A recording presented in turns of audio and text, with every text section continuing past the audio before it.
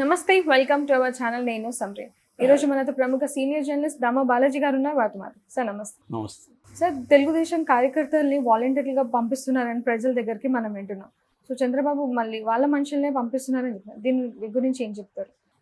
Voluntary వ్యవస్థ దాని అనేది తెలుగుదేశం స్ట్రాటజీ రకరకాలుగా ఉంది. బిగినింగ్ నుంచి కూడా ముందేమో వాళ్ళు వ్యతిరేకించారు. ఎందుకంటే జగన్ వాలంటరీ వ్యవస్థని ఒక డబుల్ ఎడ్జెడ్ వెపన్ లాగా తయారు చేశాడు. అది ప్రజలకు హెల్ప్ అవుతుంది, ఇటు జగన్కి కూడా హెల్ప్ అవుతుంది. అలాగా వాలంటరీ వ్యవస్థను డిజైన్ చేశాడు.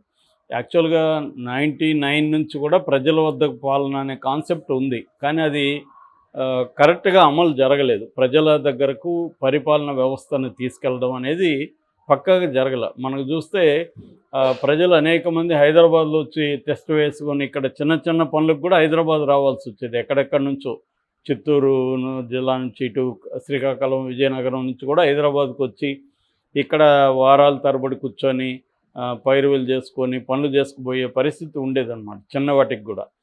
దాన్ని జగన్ ఏం చేశాడంటే మార్చేశాడు. వాలంటరీ వ్యవస్థ ద్వారా కొన్ని వందల పనులు అక్కడే జరిగిపోయేట్టుగా అక్కడ సచివాలయం పెట్టేశారు. తర్వాత రైతు భరోసా కేంద్రాలు పెట్టారు, వాలంటరీ వ్యవస్థ పెట్టారు. అందువల్ల ఎవరికి ఏ పనులున్నా లోకల్గా పనులు అయిపోయే విధంగా ఒక డీసెంట్రలైజేషన్ అనేది మొదలైంది. దానికి తగినట్టుగా టెక్నాలజీ కూడా అభివృద్ధి అయింది. కాబట్టి టెక్నాలజీలో ఇవాళ ఇంతకుముందు సెంటర్ మార్జిన్ అనేవి రెండు ఉండేవి. అంటే రాజధాని సెంటర్ అయితే మీదంతా మార్జిన్స్ అని. ఇప్పుడు అది లేదు. టెక్నాలజీ ఉన్న వల్ల ఎక్కడైనా కూడా సెంటరే కావచ్చు, ఎనీథింగ్ ఈజ్ సెంటర్ అవ్వచ్చు. సో అంటే మన స్మార్ట్ ఫోన్ ఉంటే దాని నుంచే అనేక సర్వీసెస్ స్మార్ట్ ఫోన్ ద్వారా అందే పరిస్థితి ఇవాళ వచ్చేసింది. అందులో ఇండియాలో దాదాపు 80% పీపుల్ చేతిలో స్మార్ట్ ఫోన్లు వచ్చేసాయి. రూరల్లో ఒక గ్రామంలో లేకపోతే ఒక ఇంట్లో టాయిలెట్ ఉండదు, కానీ స్మార్ట్ ఫోన్ ఉంటుంది. వాళ్ళకి టాయిలెట్ కంటే కూడా స్మార్ట్ ఫోన్ అనేది నెసరీ ఎలిమెంట్ అయిపోయింది. సో ఈ క్రమంలో సర్వీసెస్ కూడా బాగా డీసెంట్రలైజ్ అయినాయి. సో దీనికి ఈ జగన్ తీసుకొచ్చిన వాలంటరీ వ్యవస్థ అనేది బాగా పనికొచ్చింది. రెండోది డీబీటీ, డైరెక్ట్ బెనిఫిషరీ ట్రాన్స్ఫర్. ఇంతకుముందు అమౌంట్ అక్కడ లోకల్గా ఉన్న ఎంఆర్ఓ ఆఫీసులకు లేకపోతే పంచాయతీ ఆఫీసులకు వెళ్ళేవి. వీళ్ళు వెళ్ళి అక్కడ పడిగాపులు పడి వాళ్ళేదో వీళ్ళకి మేలు ఫేవర్ చేస్తున్నట్టు గవర్నమెంట్ ఎంప్లాయీస్ బిహేవ్ చేసేవాళ్ళు. సో వాళ్ళు సరిగ్గా వచ్చేవాళ్ళు కాదు. 5 నిమిషాల పనికి కూడా రేపురా అని చెప్పేవాళ్ళు. ఇలాగా బ్యూరోక్రసీ వేధించేది జనాల్ని. దానంతా కూడా జగన్ కట్ చేశాడు. డైరెక్ట్ డీబీటీ వచ్చింది. తర్వాత వాలంటరీ సిస్టమ్ వచ్చి ఇంటికి పెన్షన్ రావడం.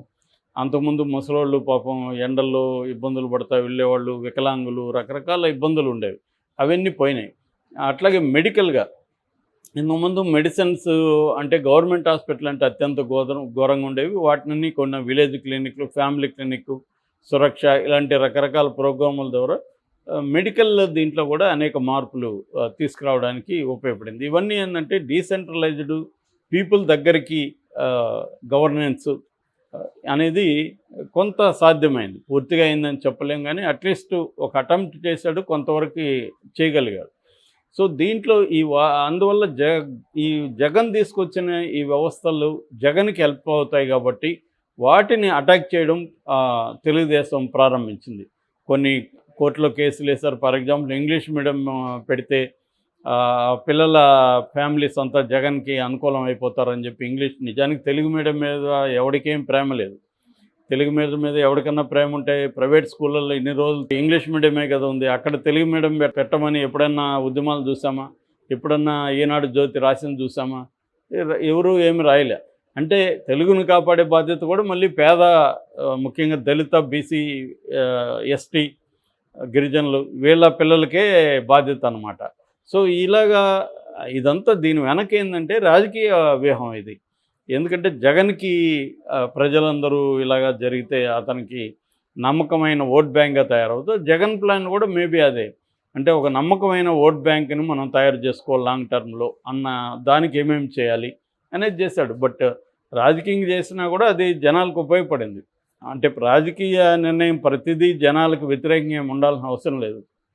వాళ్ళు రాజకీయంగా తీసుకున్నా కూడా ఇప్పుడు ఆరోగ్యశ్రీ ఉంది, అది రాజకీయ నిర్ణయమే. ఆరోగ్యశ్రీ వల్ల తను ప్రజల్లో తనకి ఇది ఉంటుంది అనేది ఒకటి. రెండోది కార్పొరేట్ హాస్పిటల్కి కొన్ని కార్పొరేట్ హాస్పిటల్కి నిరంతరము ఫ్లో ఉండదు, రెవెన్యూ ఫ్లో ఉండదు. అలాంటి వాళ్ళకి ఆరోగ్యశ్రీ అనేది వాళ్ళకి బాగా హెల్ప్ అవుతుంది. ఎందుకంటే గ్యారంటీగా గవర్నమెంట్ నుంచి కొంత డబ్బులు వస్తుంది. అట్లాగే ప్రైవేట్ కాలేజెస్ కూడా చాలా కాలేజెస్ ఫీజు రీయింబర్స్మెంట్ లేకపోతే క్లోజ్ చేసేసేవాళ్ళు.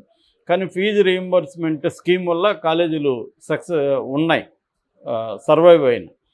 సో ఈ 2 స్కీములు కూడా ఇటు కార్పొరేట్ హాస్పిటల్స్, ఇటు ప్రైవేట్ కాలేజెస్ పనికొచ్చేవి. అయితే దానివల్ల జనాలకు కూడా ఉపయోగం జరిగింది. ఈ ఫీజు రీయింబర్స్మెంట్ వల్ల అనేక మంది బీసీ ఫ్యామిలీల్లో ఫస్ట్ టైం ఇంజనీరింగ్, ఎంబీఏ ఇలాంటివి చదువుకోగలిగారు. దానివల్ల మొత్తం ఆ ఫ్యామిలీ మొత్తం మారిపోయింది. ఒక్క కుర్రవాడో లేకపోతే పాపో ఇంజనీర్ అవుతే ఆ ఫ్యామిలీ కంప్లీట్ చేంజ్ అయిపోతుంది, ఎకనామిక్గా డెవలప్ అవుతుంది. వాళ్ళు మళ్ళీ నెక్స్ట్ జనరేషన్ గైడ్ చేయగలుగుతారు ప్రాపర్గా. ఇట్లా చేంజ్ అనేది, జనరేషనల్ చేంజ్ అనేది వస్తుందన్నమాట. అలాగా వాలంటరీ వ్యవస్థ కూడా అట్లాంటి ఒక రాడికల్ సిస్టమ్గా చెప్పుకోవచ్చు ప్రవేశపెట్టిన దాంట్లో. సో దీనివల్ల జగన్కి మైలేజ్ కాబట్టి దీన్ని అటాక్ చేయాలని చెప్పి తెలుగుదేశం, జనసేన కంబైన్డ్గా అటాక్ చేయడం మొదలుపెట్టారు.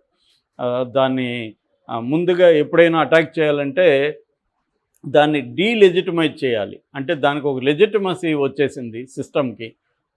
లెజిటిమైజ్ చేయాలంటే వీళ్ళు దొంగలు, వీళ్ళు అమ్మాయిల్ని ట్రాప్ చేస్తారు, హ్యూమన్ ట్రాఫికింగ్ చేస్తున్నారు, వీళ్ళు హత్యలు చేస్తున్నారు, ఇలాగేదో ఆ వ్యవస్థ మీద మల్లగా మొదలుపెట్టారు. సో అది జనంలోకి రివర్స్లో వెళ్ళింది. ఎందుకంటే జనంకంత దగ్గర చూస్తున్నారు. ప్రతి 50 ఇంటికి ఒక వాలంటీర్ ఉంటే ఆ వాలంటీర్ ఆ 50 ఇండ్లని ఎవడన్నా ఏదన్నా మోసాలు చేస్తే తెలిసిపోతుంది కదా. ఎక్కడో లేడు వాడు, మన దగ్గర ఉన్నాడు, రోజు కనిపిస్తున్నాడు. వాడొక తప్పు చేస్తే తెలియకుండా ఎలా ఉంటుంది? సో ఇది వీళ్ళు వేరే మార్గం లేకుండా ఈ మార్గం ఎంచుకున్నారు. కానీ ఇది బూమరంగ్ అంటాం, రివర్స్ కొట్టింది. దాంతో మార్చుకున్నారు ఎన్నికల టైంలో. మార్చుకొని రివర్స్లో మేమే 10,000 ఇస్తాము, మేము వచ్చినాక వాలంటీర్ వ్యవస్థను కంటిన్యూ చేస్తాము, ఇది చెప్పడం మొదలుపెట్టారు. ఇంకొక తప్పు ఏం చేసిందంటే కూటమి తమ తరపున ఒక సిటిజన్స్ ఫర్ డెమోక్రసీ అనే ఒక ఆర్గనైజేషన్ ఫ్లోట్ చేయించి దాంట్లో నిమ్మగడ్డ రమేష్ కుమార్ ద్వారా కోర్టులో కేసులు వేశారు. తర్వాత ఈసీకి పెట్టారు. ఈసీ ఏమో దాన్ని ఆపేసింది వాలంటీర్ వ్యవస్థని. దానివల్ల ఇప్పుడు 2 నెలల పాటు, ఇంకొక నెల కూడా ఉంటుంది, జూన్ కూడా, ఈ 2 నెలల పాటు, నెక్స్ట్ 3 నెలలు అనుకుందాం, ఈ 3 నెలల పాటు సఫర్ అయ్యారు ముసలోళ్ళు.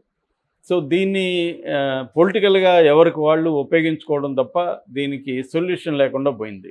సో ఇదంతా కూడా వాలంటరీ వ్యవస్థని చంద్రబాబు ఎలా డీల్ చేయాలనేది ఒక క్లారిటీ లేకుండా చేయడం వల్ల వచ్చిన సమస్యలు. సో దాంతో చంద్రబాబు మేల్కొని ఏం చేశారంటే వాలంటీర్ని నేను ఇంకా 10,000 ఇస్తాను, కంటిన్యూ చేస్తాను అని చెప్పడం ద్వారా కొంత సేవ్ అయ్యారు. ఎందుకంటే వాలంటీర్లు అందరూ రాజీనామా చేయలే, ఒక 70-80 వేల మందిని మాత్రమే చేశారు, మిగతా వాళ్ళు అందరూ చేయలేదు. 2,50,000 అలా ఉన్నారు వాలంటీర్లు. సో ఇప్పుడు చంద్రబాబు ఏమి స్ట్రాటజీ పెట్టాడంటే ప్రతి ఇంటికి తెలుగుదేశం కార్యకర్తలను పంపించడం. మేము కాబోయే వాలంటీర్ని నన్ను ఆల్రెడీ అపాయింట్ చేశాడు చంద్రబాబు, సో మేము మీకు చూసుకుంటాం, కాబట్టి మీరు తెలుగుదేశానికి ఓటేయండి అంటే వైసీపీ వాలంటీర్లు ఆల్రెడీ ఉన్నారు కాబట్టి వాళ్ళకి కౌంటర్గా చంద్రబాబు వాలంటీర్లు, తెలుగుదేశం వాలంటీర్లు జనంలోకి వెళ్తున్నారు. ఇప్పుడు మరి అక్కడ క్లాష్ స్టార్ట్ అవుతుంది. జనం మరి ఎలా రిసీవ్ చేసుకుంటారు దీనివల్ల అనేది చూడాలి. రెండోది చంద్రబాబు హామీ కూడా వాలంటీర్లకి ఇబ్బంది కలిగిస్తుంది. ఆల్రెడీ ఉన్న వాలంటీర్లను కంటిన్యూ చేస్తానని కదా ఇంతకుముందు చెప్పాడు. ఇప్పుడేమో నేను వాలంటీర్లను కంటిన్యూ చేస్తానని లేదు, వాలంటీర్ వ్యవస్థను కంటిన్యూ చేస్తానన్నాను, కాబట్టి నా వాలంటీర్లు నేను పెడతాను అనేది చంద్రబాబు చెప్పినట్టుగా అయింది.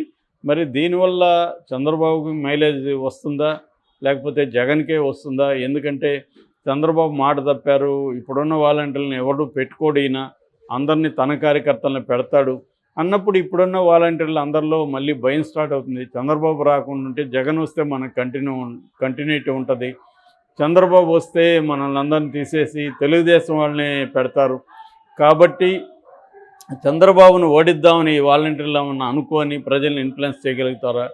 దాన్ని ఈ కార్యకర్తలు ఎలా అడ్డుకుంటారు? అంటే ఈ కార్యకర్తలకు ఆల్రెడీ ఒక భరోసా ఇస్తున్నాడు చంద్రబాబు, నేను వస్తే మీకు 10,000 జీతంతో ఉద్యోగం ఉంటుంది. సో వీళ్ళకి ఉత్సాహంగా పనిచేస్తారు కదా.